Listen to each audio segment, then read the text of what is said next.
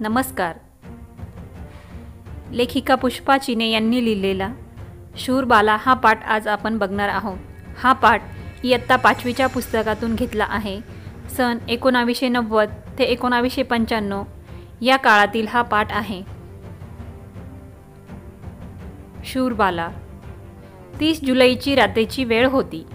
हनीचे वडील रायघरहून कलकत्त्याला जाणार होते, म्हणून हनी आणि तिची आई दोघीही रायघर रेल्वे स्टेशनवर त्यांना पोहोचवण्यासाठी गेल्या होत्या.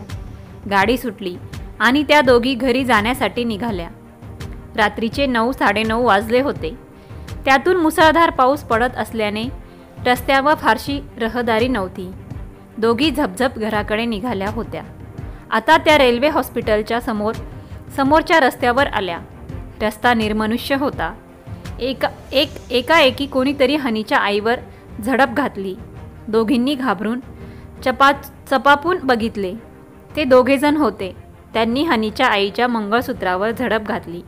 हनीची आई आणि हनी या अचानक हल्ल्याने गांगरल्या, पण घाबरल्या मात्र नाहीत. हनीच्या आईने आपले मंगळसूत्र एका हाताने घट्ट आवळून धरले आणि दुसऱ्या हाताने ती त्या चोराशी झटापट करू लागली. ती त्याला ढकलत होती, मारत होती. आईचे शौर्य पाहून हनीलाही बळ आले. तिने पुढे होऊन त्या चोराला दणादण मारायला सुरुवात केली. हनीच्या चिमुकल्या हातात आता अधिकच शक्ती संचारली. काय वाटेल ते झाले तरी या चोरट्यांना आईचे मंगळसूत्र मिळू द्यायचे नाही असा विचार करून सारी शक्ती एकवटून ती त्या चोरांशी झटापट करू लागली. 2 दणकट चोर आणि त्यांच्याशी लढा देत होत्या या दोघी. एक 12 वर्षाची चिमुरडी आणि दुसरी तिची आई. त्या दोघांचा साथीदार तिसरा चोर बाजूला उभा होता. बराच वेळ ही झटापट चालू होती. मंगळसूत्र चोरण्यात आपण यशस्वी होत नाही हे लक्षात आलं आणि काय, त्या चोराने झटकन सुरा उपसला आणि हनीच्या आईवर सप वार केले. आई जखमी झालेली पाहताच हनी चांगलीच चवताळली आणि तिने त्या चोराची कॉलर हाताच्या मुठीत घट्ट आवळली. आता त्या चोरट्याने हनीकडे मोर्चा वळवला. त्याने सप असे एका पाठोपाठ एक 6 वार हनीवर केले. हनी रक्तबंबाळ झाली. ते पाहिल्याबरोबर हनीच्या आईचा मंगळसूत्रावरचा हात सैल पडला.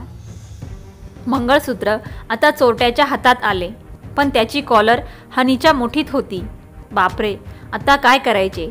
चोरट्याने मानेला चांगले 2-3 हिसके दिले, पण हनीच्या हातची मूठ काही सैल होईना. सूर्याच्या वाराने पोटाला जखमा झाल्या होत्या. रक्ताने फ्रॉक लाल भडक झाला होता, पण हनीने धीर सोडला नव्हता. हाताच्या मुठीत तिने त्या चोरट्याच्या सदऱ्याची कॉलर गच्च आवळून धरली होती. हनीची आई रक्तबंबाळ होऊन धरणीवर कोसळली. तशी त्या दोन्ही चोरट्यांनी या तिसऱ्या चोराला खेचले आणि तिघांनीही धूम ठोकली.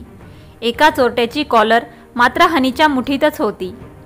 आपली कॉलर गमावूनच शेवटी त्याला पळ काढावा लागला.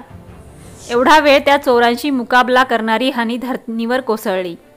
जखमांच्या होणाऱ्या असह्य वेदनांमुळे आता त्या दोघींनीही मोठ्याने आक्रोश करण्यास सुरुवात केली. त्यांचा आक्रोश ऐकून नजीकच्या रुग्णालयामधील काही कर्मचारी धावत आले. जखमी रक्तबंबाळ अवस्थेतल्या हनीला आणि तिच्या आईला त्यांनी रुग्णालयात दाखल केले. पोलिसांत वर्दी दिली, पण या मधल्या वेळात हनी आणि तिची आई दोघीही बेशुद्ध झाल्या होत्या. उपचार करताना हनीच्या मुठीत डॉक्टरांना कॉलर सापडली. डॉक्टरांनी ती पोलिसांच्या स्वाधीन केली. चोरट्यांविरुद्ध पोलिसांना एक महत्त्वाचा पुरावा मिळाला. कॉलरवर धोब्याच्या दुकानाचा शिक्का होता आणि केबी अशी इंग्रजी अद्याक्षरेही होती. आता वेगाने चौकशीची चक्रे फिरू लागली. पोलीस धोब्याच्या दुकानावर आले. चौकशी करता त्यांना कळले की काला बाबू नावाच्या माणसाचा तो सदरा आहे. आता पोलीस काला बाबूच्या मागावर निघाले. दुकानदाराने पत्ता दिलेलाच होता. त्या पत्त्यावर पोलीस येऊन धडकले. तिथे पोलिसांना 2 व्यक्ती मिळाल्या, पण त्यात काला बाबू कोणीच नव्हता. खूप चौकशी अंती त्यांनी काला बाबूचा पत्ता दिला. पोलिसांनी त्या पत्त्यावरील माणसाला पकडले, पण तो काला बाबू नव्हता, तर काली प्रसाद होता आणि सोबत त्याचा पुतण्या होता गुलाब. त्या दोघांना व पूर्वीच्या पत्त्यावरील दोघांना पोलिसांनी पकडले आणि त्या चौघांनाही घेऊन पोलीस रुग्णालयात आले. एव्हाना हनी शुद्धीवर आली होती. हनीने पहिल्या दोघांना बरोबर ओळखले, पण कालीप्रसाद आणि त्याचा पुतण्या गुलाब यांच्याकडे बोट दाखवून हनी म्हणाली, हे दोघे ते चोर नाहीत, तिसरा चोर यांच्यात नाही. आणि बोलता बोलता पुन्हा हनीची शुद्ध हरपली. डॉक्टरांनी ताबडतोब धावपळ केली, उपचाराला सुरुवात केली आणि डॉक्टर म्हणाले, खूप रक्तस्राव झाल्याने हनी अशक्त झाली आहे, तिला ताबडतोब रक्त देण्याची गरज आहे. डॉक्टरांचे बोलणे ऐकताच कालीप्रसाद आणि गुलाब पुढे झाले आणि डॉक्टरांना म्हणाले, डॉक्टर, या मुलींना आम्ही चोर नाही हे सांगून आमच्यावर उपकारच केले आहेत.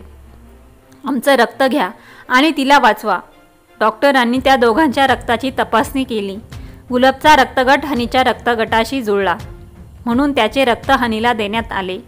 पोलिसांनी कालीप्रसाद आणि गुलाब या दोघांनाही सोडून दिले, पण हनीने ओळखलेल्या त्या चोरट्यांची मात्र पोलिसांनी कसून उलट तपासणी सुरू केली आणि शेवटी खरी माहिती मिळवली. काला बाबू बिलासपूरला आहे असे त्यांनी सांगताच पोलीस पथक बिलासपूरला रवाना झाले. अख्खे बिलासपूर पालथे घालून शेवटी काला बाबूला अटक करण्यात पोलिसांना यश आले. आणि काय आश्चर्य, बिलासपूरचे पोलीस कमिशनर बेहद खुश झाले, कारण काला बाबू हा एक अट्टल गुन्हेगार होता. गेल्या कित्येक दिवसांपासून पोलिसांना तो हवा होता.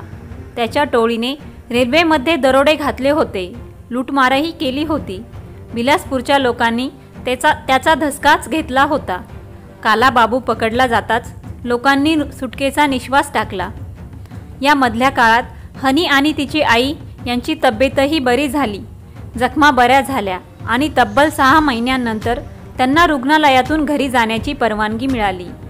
बिलासपूरच्या कमिशनरनी आणि लोकांनी हनीचा आणि तिच्या आईचा सत्कार घडवून आणला. हनीला एक थैली अर्पण करण्यात आली. एक दिवस हनीच्या कानी गोड वार्ता आली. तिला दिल्लीहून सत्काराचे निमंत्रण आले होते. गीता चोप्रा अवॉर्ड देऊन पंतप्रधानांच्या हस्ते तिचा सन्मान करण्यात येणार होता. अनेक पत्रकारांनी चिमुकल्या हनीला गराडा घातला, तिचे फोटो काढले, मुलाखती घेतल्या आणि विचारले, हनी, या प्रसंगावरून तू तुझ्या वयाच्या मुलांना काय संदेश देशील? त्यावर हनी म्हणाली, साहस हेच खरं जीवन आहे.